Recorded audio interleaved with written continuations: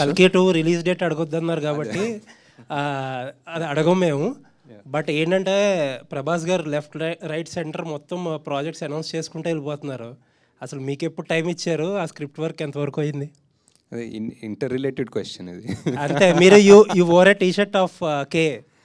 అవును ఇంకా తప్పదు కాబట్టి అక్కడ చెప్పాల్సి. వాట్ ఈస్ ప్రాజెక్ట్ కే దగ్గరే ఉన్నాం. ఇంకా ప్రాజెక్ట్ వాట్ ఈస్ K2కి వెళ్దాం. ఇంకా K2 టైం ఉంది సార్. ఇంకా ఫిగర్ అవుట్ చేస్తారు.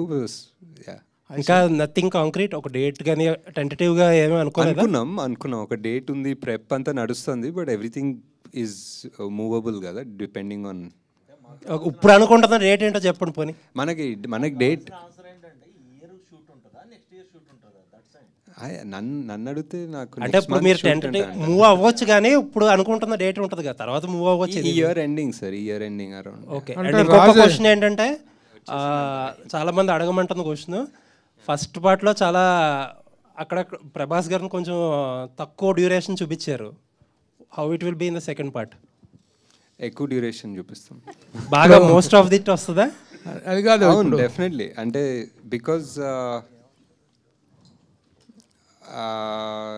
డ్యూరేషన్ అని కూడా కాదు, but it was first part was చాలా. ఇప్పుడు ఆ మహాభారతం సెటప్ చేసుకొని, ఇప్పుడు సుమతి క్యారెక్టర్ ఏం చేస్తుందో చేసి, అశ్వత్థామ అనే అతనికి క్యారెక్టర్ అంతా చేసిన తర్వాత ఇక్కడికి వచ్చాము. సో ఇదంతా అయిపోయింది. ఇప్పుడు నెక్స్ట్ మిగిలింది only Bhairava and Karna angle. So second part full అదే ఉంటుంది.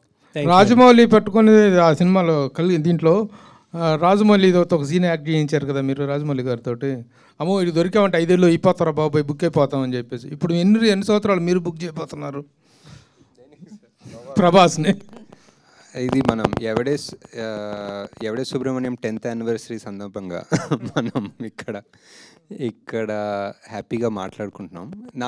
నాదేముంది సార్, నాది మధ్యలో జాతిరత్నాలు ప్రొడ్యూస్ చేసుకున్నాను హ్యాపీగా. ఇంకా కొంచెం టైం ఉంటే జాతిరత్నాలు 2 ప్రొడ్యూస్ చేసుకుంటాను.